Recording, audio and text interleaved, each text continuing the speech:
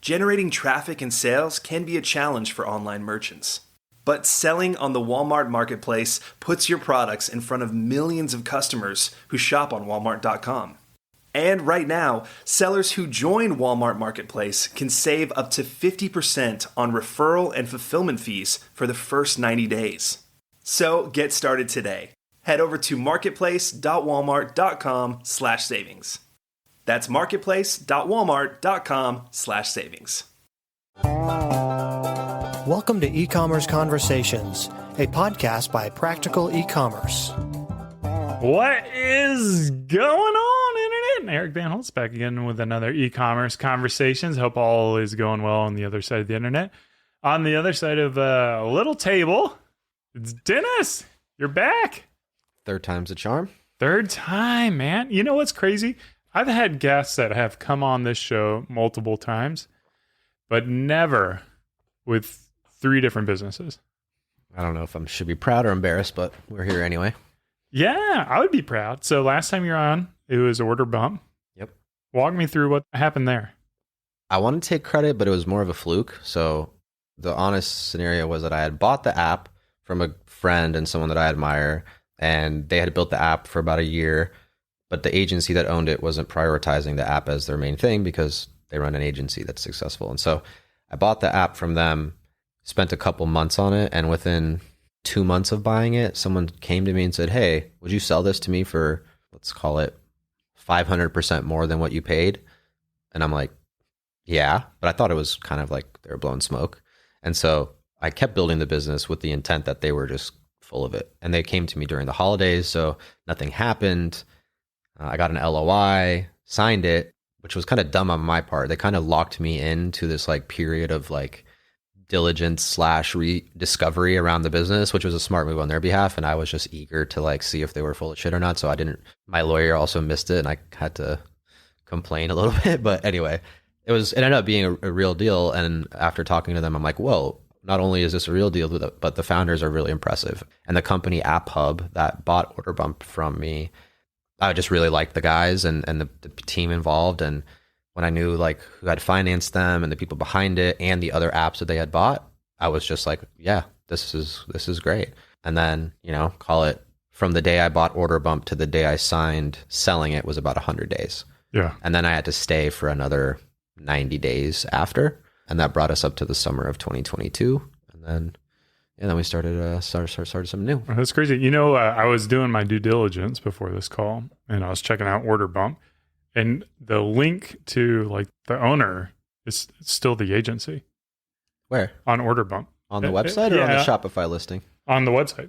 Huh. So yeah, we might send that tip to them to get some SEO juice, man. Yeah, get that link. We're gonna fix that. But what are you up to now? Trying to take over the internet day by day.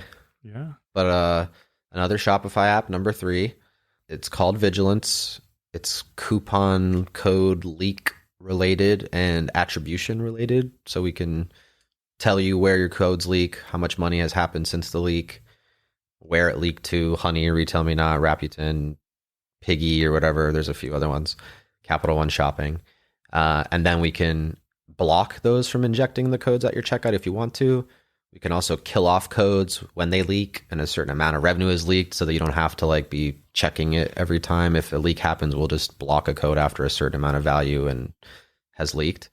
And then we'll also just tell you if you don't want to block codes from being injected, like say you do a lot of influencer marketing or affiliate marketing, you might want to know if an affiliate has 100 orders in a month and you're paying them some kind of rev share or commission on their orders. Did 100 orders come from their TikTok or YouTube or Twitter or Snapchat, or was it actually like 90 came from their code leaking to Honey and they only got 10 sales? Because if they only got 10 sales, but you're paying them for 100, then there's a lot of revenue being lost. And even though some brands say like, we don't care, we got the sales anyway, I think you would care if you know that you could justify why you shouldn't be overpaying. So that's what we solve for. Yeah, I think that's a pretty interesting solution. Like for our instance, we use coupon codes more for the data perspective. We're not paying commissions based on the code use. We use like different tracking software for that, but it's also muddying up your data. Like if they're coming from Retail Me Not, It's just as valuable to know. Not even, I mean, it's more valuable to know if you're paying for people's promotion and distribution, but it's also worth just knowing like, oh, okay, these codes are actually not really being shared organically. They're just all ending up on coupon sites. And so we don't have the reach that we thought with these codes, or these codes shouldn't be distributed as much because they're not really doing what we thought they should be doing. Yeah. But you don't know until you have access to that data. And I think we're, one of the first providers of that kind of checkout injection data. So how does I guess I don't use Honey. I'm not one of these coupons. So like Honey is this app that you put into your browser that will just automatically find a coupon that they know works. Yeah, while you're at checkout. While you're at checkout? Yeah. And there's a few. It's a browser extension for Chrome, but PayPal acquired them. And now on the mobile device, if you have the PayPal app installed on your phone, they have a default Honey injection thing when you're checking out with PayPal. They're making a huge move into like mobile, because generally Honey, since it's a browser extension, is just desktop. And so much traffic is not desktop that like 85% or whatever, 80% of your traffic is mobile. And so 20% of your desktop traffic having injections is it's still a big problem, especially for large brands. But if you had injections on mobile, then it would be a massive issue, right? Mm-hmm. And right now, luckily, it's not as big of an issue on mobile yet, but Honey and PayPal are trying to make that a bigger issue. How does Honey make money? They sign up their codes to, we call them the coupon mafia, but I know I'm not supposed to say that. Right. But they're like the coupon mafia, whatever that would be. Yeah. But they make money from basically strong arming merchants. So they'll go to a merchant and say, hey, here are all your codes that are leaking all the time, and they're affiliate codes, and you're there through Share a Sale or these various sites that you automate paying commissions, and they'll even go register their own codes, and then you're paying Honey for driving you these sales, and then they come to you and say, hey, we're making 15% off your lead codes, and you're paying them to our Share a Sale account, and we'll stop leaking all the codes over a certain value if you pay us to go away. Yeah, so they're like Yelp of reviews. Yes. But they do that in coupon. Yep. And so we can offer the same thing because we have the same intelligence that they do. They can tell you which codes which orders had injections, and they don't share that data with you, but they'll just say, hey, we won't allow codes to leak over 5% because you're paying us not to. But if you don't pay us, we'll leak every code, and we'll even take a cut from Share a Sale, and we'll just basically spam you and do whatever we need to do. And so, yeah, it's kind of scary. Those kind of business models really annoy me. Like they're like a spam network that just got so big that they're worth like billions of dollars. Yeah, I could see why PayPal would want them. Yeah, and like I get like from a consumer perspective, it's great. It's great, and it's kind of frustrating that you're going to buy something someone else was going to get for a lower price.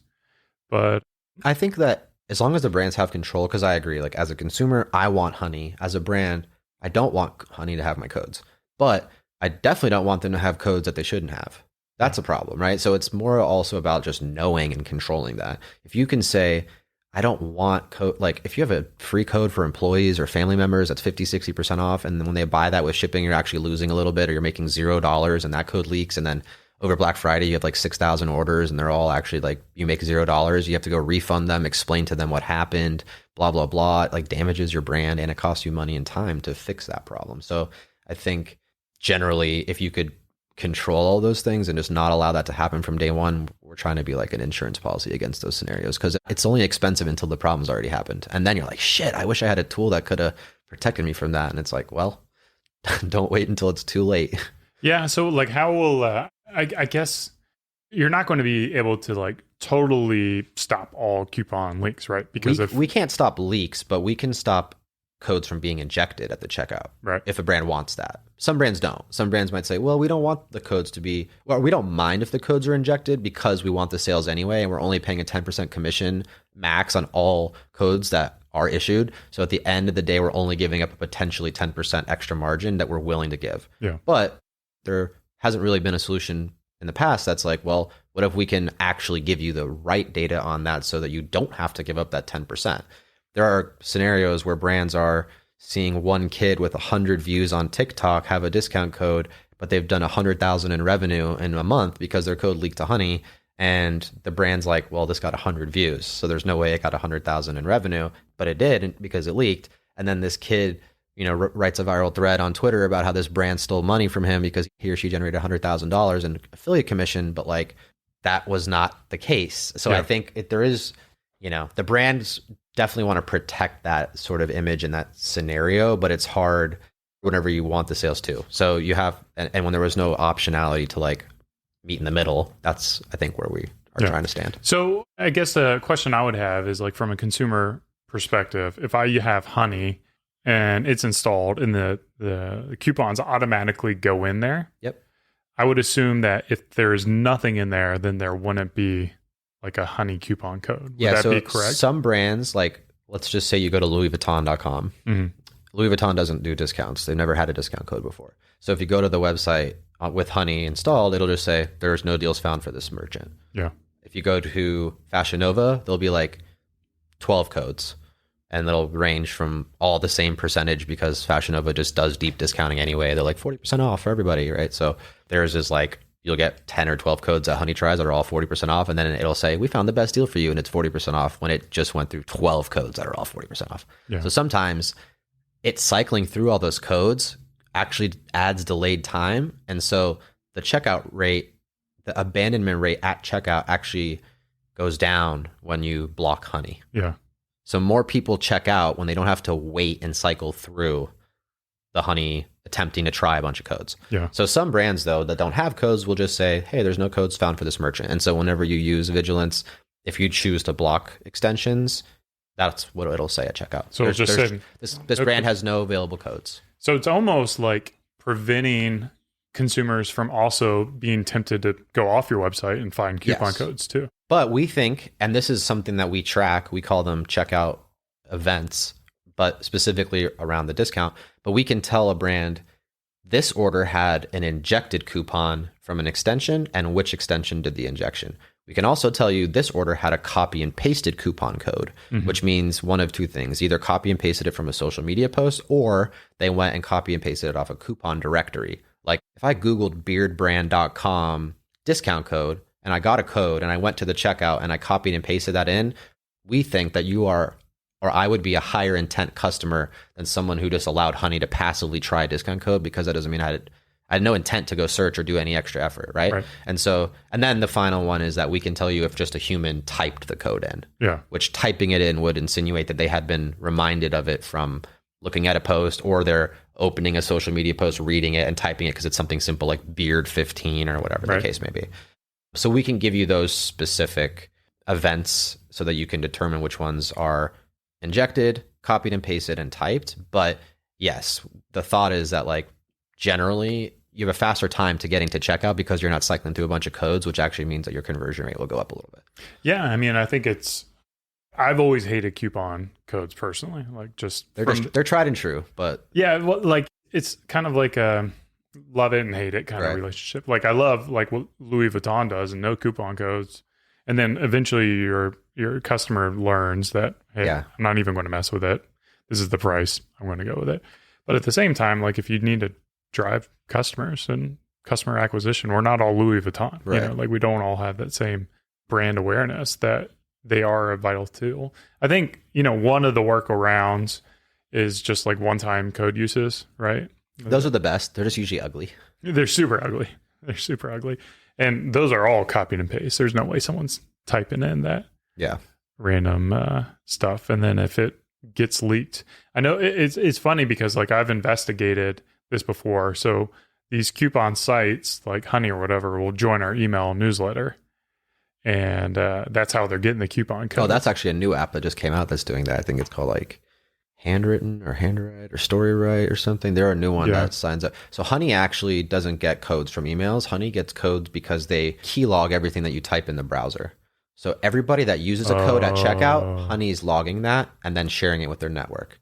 So if you're an employee and you have Honey installed because you shop with Honey and you just used a code, you just gave Honey a code.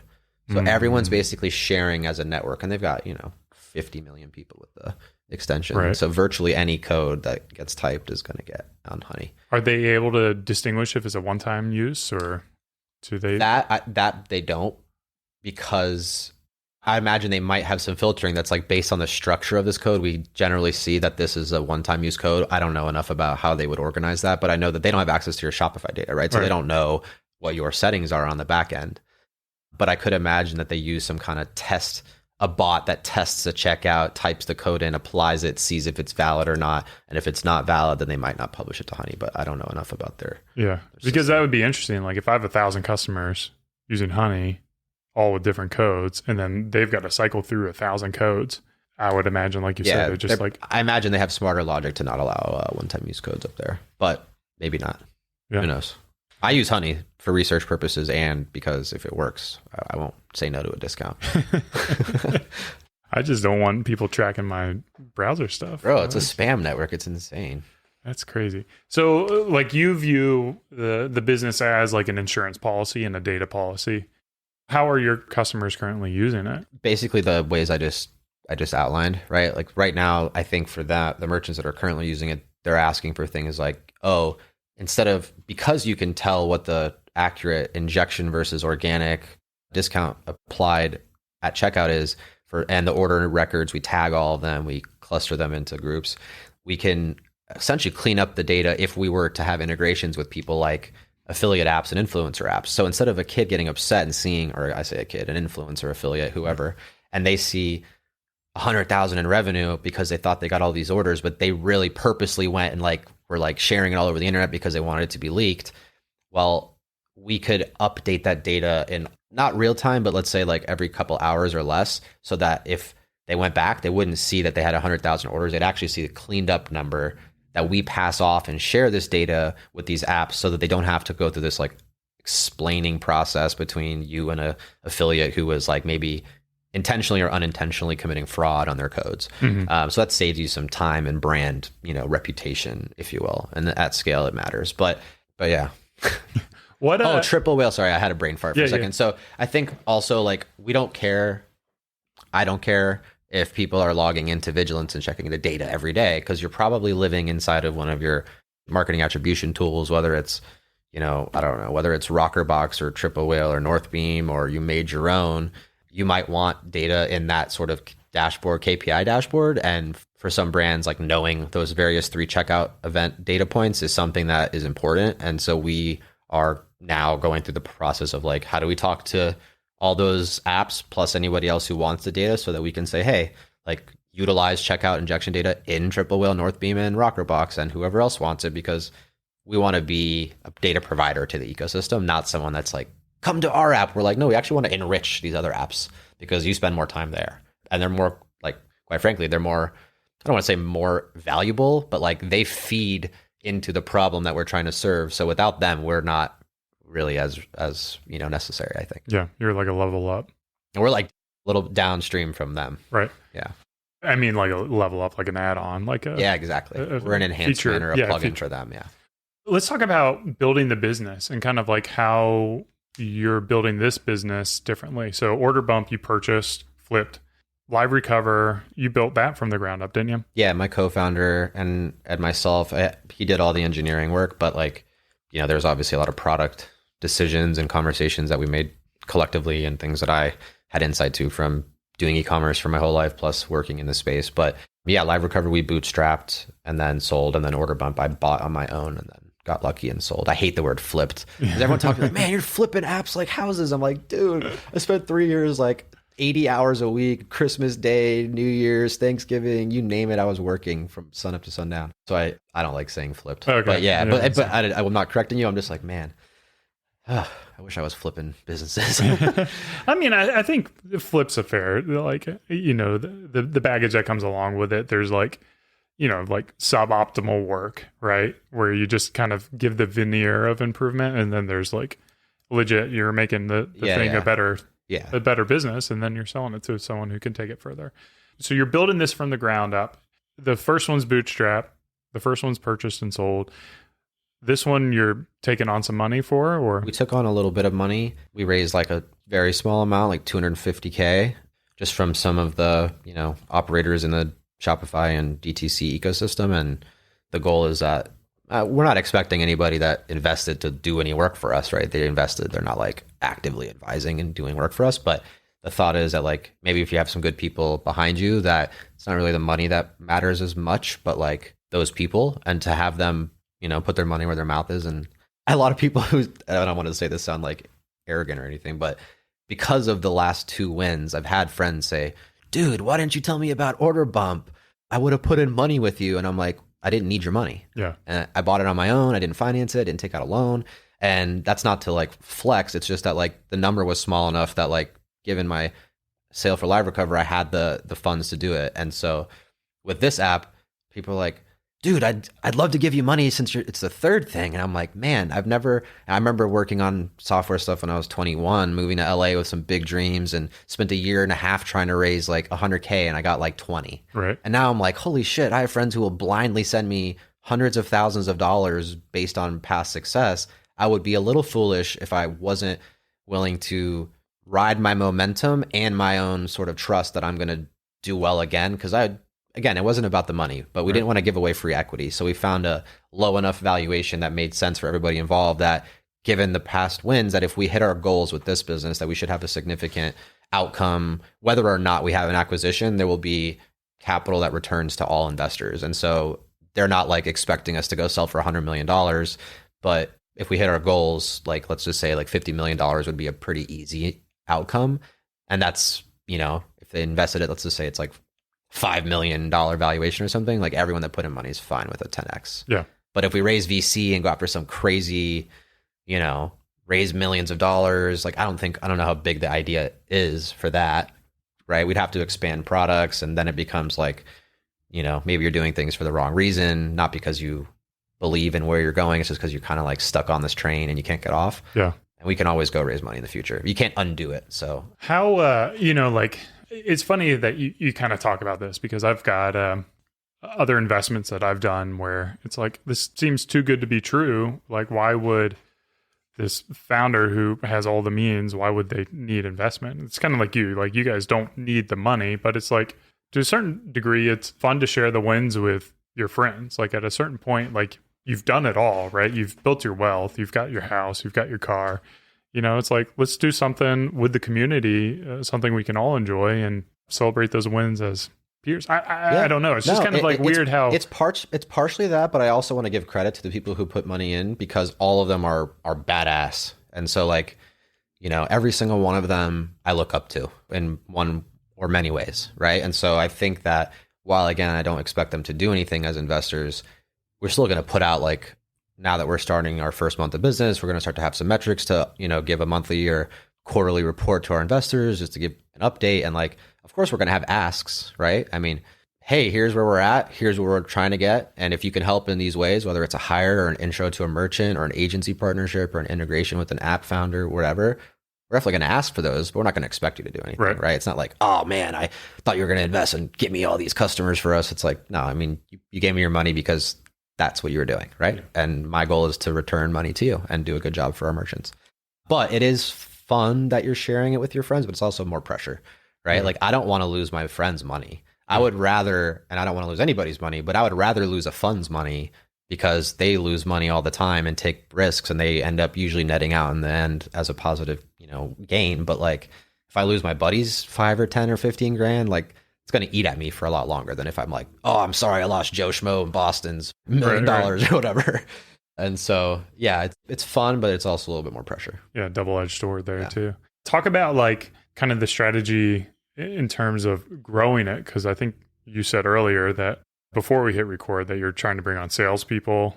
You're going to be cold emailing. Yep. So yeah, watch out. I'm about to be emailing you at least 3 times. Well, at the most 3 times. But yeah, I think, SMS, which was LiveRecover, and upselling, which was OrderBump, are 2 categories that are undeniable for every stage of a e-commerce store. It doesn't matter if you're brand new or if you're $100 million a year business, you need those SMS and upselling, just like email or just like customer service ticketing or whatever, returns apps. But code leaks are not for everybody. We also only serve Shopify Plus. So, and that's not because we don't want to not serve regular Shopify. It's just that Shopify has a feature constraint where you can't access checkout scripts without being on Shopify Plus.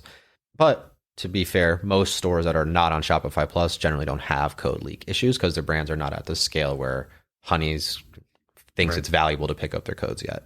So it's definitely not, I mean, let's just say that Shopify's got 22,000 plus merchants. And overall, though, they got 2 million merchants. We can only go after such a fraction of the people. So I think running ads is probably not going to be as successful. So it's almost going to be all partnerships with apps, integrations, and direct sales. Yeah. Which is new for me. Yeah. How did you come up with the pricing? I mean, we've looked at what it costs when a leak happens and also benchmarking against actual injection data. So we can see, like, let's say our base plan, if you have up to 5,000 orders, I think we're like $199 a month.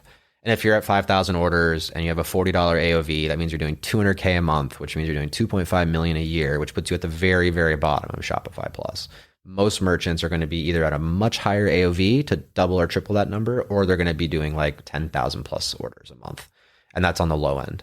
And so for us, if you're doing that amount of volume, let's say it's 10,000 orders a month on average, and we're $350 at that point, we're saving you anywhere from $2,000 to $3,000 on just pure injection blocking alone. And then if you're allowing injections and doing influencer and affiliate marketing very heavily, we're probably saving you tens of thousands a month, right? Because one code leak that you're overpaying by 90 or 900%, right? If it's 1,000 orders and they only drove 100 and you're paying for 900 orders times $5, right? Like you just wasted a ton of money. And if that's across a few affiliates or influencers, that adds up really quick. Same thing with gifting product. It doesn't matter how you measure the payment, right? And so, yeah, I think that we've had a merchant that is signing up who has 75,000 orders a month. Mm-hmm. And we didn't know what to price it because we didn't have any plan that went up to that high. We only went up to 30,000 orders. And I told them a certain amount, like $1,000 a month, unlimited. And they were like, oh, he said I would have paid $3. And I'm like, shit. Just kidding. I was like, shit. Well, okay. But he's like, dude, these codes leaks cost us 6 figures a month. Yeah. Like 3K is peanuts. And I was like, well, you heard me say 1,000. So yeah. So that's what it is. I think to a certain degree, we want to be a no-brainer though. We don't want people to be like, I paid 200 or saving me 400. Like, yeah, it's still savings, but Right. There's just goodwill of being like having an app that is so unbelievably valuable that it's like you said, a no-brainer. There's no drama. You're like, nah, I'm not ever going to cut it. I'm not going to think about it. I'm not going to shop it around. But then you get into like other apps. I don't want to name names because I've certainly been a customer of them. And you're like, what am I really getting here? Like, is it that much better than the, $15 an app that has, significantly less features, but it has the core components? And obviously as an e-commerce merchant, lower is preferred. Yeah. I think also it comes to like size of the business and how big did the business get? Because the business is really big, and I don't mean big in terms of revenue, but like team size, they have to keep the prices high, and they're generally going to increase prices. It's not that we're not going to lower our prices. Like most of the time, prices don't get cheaper; they get more expensive as you get bigger with everything. Granted, if you prepay and you can do things to lower costs by paying for an annual plan ahead of time. We had some merchants say, hey, it's the end of 2022 and we know we're going to use Vigilance for all of 2023. Can we prepay? And what's the discount? And we're like, yeah, you get 2 months for free. And they're like, oh, 17% off, no brainer. And we would lower our taxes this year. And I'm like, oh, big brands are thinking, not big brands, but smarter people and smarter brands are thinking about these things because that's a smart thing to do, right? And so I don't know. I think we definitely want to stay lean where you're not paying for a bunch of bloat. We're not going to give you, $200 to get on a phone call with us, or we're not going to send you AirPods or do anything like that. But it's going to be a little bit more, not to say authentic, because other businesses with 1,000 employees or 500 employees are authentic too. But I don't think you need 1,000 employees to build a Shopify app. I think building a great business, out of those 500 employees, 1,000 employees, it's 80% sales, Yeah.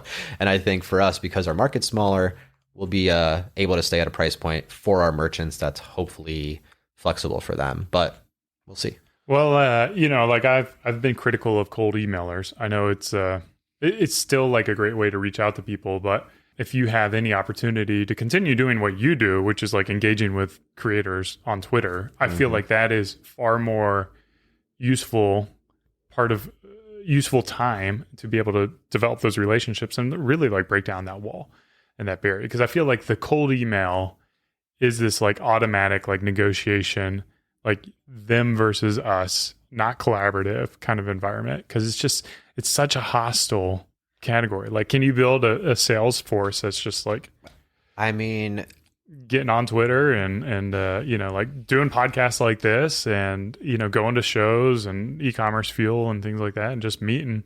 Yeah. But it's just slower. It's right? slow. It costs a lot. It's slow. And I mean, I guess I don't know from firsthand experience, but like just a little bit of a taste, but like a lot of the stuff going on Twitter is fun and it's cool, but like most people are trying to become more popular so they can sell you something. And they don't care as much about what you're doing, right? And that's fine because that's like how most people are. It's not like anything bad about anybody else. I'm the same way. I get a lot of DMs every day trying to sell me on animated videos or this kind of solution for my app or this, and this. And it's like, shit, I'm doing the same thing, But I want to, I don't know. I think cold email there's more merchants that are not on Twitter than there is on Twitter. And the most successful brands and founders are like so busy in the weeds that they're not on social media as actively. They might still have an account, but they're like not tweeting for years at a time. And they're just checking it every couple months or weeks and just like reading a DM and responding. But we want to get to those people like where their business matters. There's people who are reading and posting on Twitter and making funny jokes and giving out good information and sharing their wins and content and collaborating. And that's awesome. But I think real business doesn't get done on Twitter in the same way that it does like just through advertising and sales. Yeah. I mean, there's a reason that, Klaviyo, and maybe Klaviyo is a bad example, but like there's a reason Attentive, is the biggest company in the e-commerce space next to Klaviyo, if not bigger, is because they had so many people doing sales and they just like, you couldn't not get an email from them. Right. And I think like I haven't had one person on Twitter ever DM me about Attentive. Well, it's funny. Like I heard, and they're not even on Twitter, really. Like, I mean, they have employees on there, but they're not like there's no one active from that company. But the Postscript founders are. Well, I only know of Attentive because I met someone at a conference. Like maybe they emailed me. I don't know. Like if they emailed me, it just got ignored. And then like the Postscript guys, same thing. I met them at a conference. So it's not to say salespeople. You got to have salespeople, and you got to build those relationships. Sounds like we need to hire somebody who wants to go to a lot of conferences. Because I think so. Yeah. I mean, because or for me personally, because it like so breaks down that barrier. Yeah, in person is best, right? Like I think, and not to like toot my own horn, but I think I can sell like that I care about what I'm doing in person much better than anywhere else. Yeah, and I think I know what I'm talking about, and maybe that doesn't get conveyed as much through toneless words on Twitter, where it's just like more transactional and promotional, and I might just be like, hey, look at my stuff. Hey, look at my stuff. Hey, look at my stuff. Where it's like, oh, okay, like, yeah, you're obviously promoting your business. But if you talk to someone and they're like compassionate about what actual problems you have and they really deeply understand, and you can tell when you have that conversation, you have a good rapport with them, they like you, they think that you have good intentions for them, then it's like, you want to do business with someone like that, right? Yeah. And I'm this is to more like kind of massage what you were just saying, and I agree. It's just that like, those have to be very curated experiences, and like, I don't know. It just takes time, right? It takes time, because so you have to do all of it at the same time, right? And back to being a small, lean team, we're going to throw spaghetti before we throw darts. Yeah. So I think at the beginning, it's like, how do we cast a wide net? And then after that, how do we get down to a little bit more dialed in approaches? Because I do have to give props to the Triple Whale team. And Rabah is just like, they put on events all the time. They bring creators together, or not creators, e-commerce. They do a good job of that. I see it all the time in Austin. I'm like, man, they throw an event in Austin like every month. Yeah. I don't know what it is for me, but like, I'm just against paying to go to events. Yeah. Like, I don't like it. Shopify, Unite. I'm like, well, I'm not going to pay $300 to go talk to all the same people that I talk to on Twitter. Well, I'm not paying for events. I just, I don't know. I saw the Triple was doing an event and it was like $500. Oh, really? Yeah, Shopify Unite was $300. Yeah. I'm not going to pay $500 to go to the event, but I engage with them on Twitter, and that's why. So I'm like, maybe I'm missing some of the secret sauce, but you're right that like the in-person sort of intimate setting is better. In those settings, everyone's also kind of like, it's like speed dating. Everyone's just talking about themselves, and they're like their highlights for like 2 or 3 minutes, which is cool because then you can like kind of temperature check people to see if they're worth talking about more. Because if like, you're not on Shopify Plus, sorry, I don't want to talk to you. Yeah, sorry, you're only doing $1 million a year. Sorry, too small. Like, it's I don't know. It's almost like you can hide behind the screen and go fast. Yeah. And like, granted, like I'm going to take responsibility if someone doesn't like my cold email. Like, send me shit. Tell me how it could be better. Well, yeah, you got to offend some people. But in person, crack some eggs and make an omelet. Exactly. Yeah. There you go. Where can people follow you? Learn more about what you're building? Twitter, I think, is the only place that I use social media really. At Dennis Hegstad, Hegstad. Yeah. That's it. And then Vigilance, either in the Shopify App Store or vigilance.io. Vigilance.io. All right, Dennis. Well, hopefully next time you're on the show, you still got Vigilance going and it's doing that 50 million a year or Hopefully whatever. You don't get, we're just trying to get to like 5 million a year in revenue. Okay. Well, that's still pretty. And then let me know if you get one of my cold emails. Don't be mad. Call me out. I'll do it through DMs. No, publicly, please. That'll be better. All right, guys, this has been another e-commerce conversations. Hope you enjoyed it as much as I did. Hope you learned a nugget or two. Cheers. Out. And keep on growing.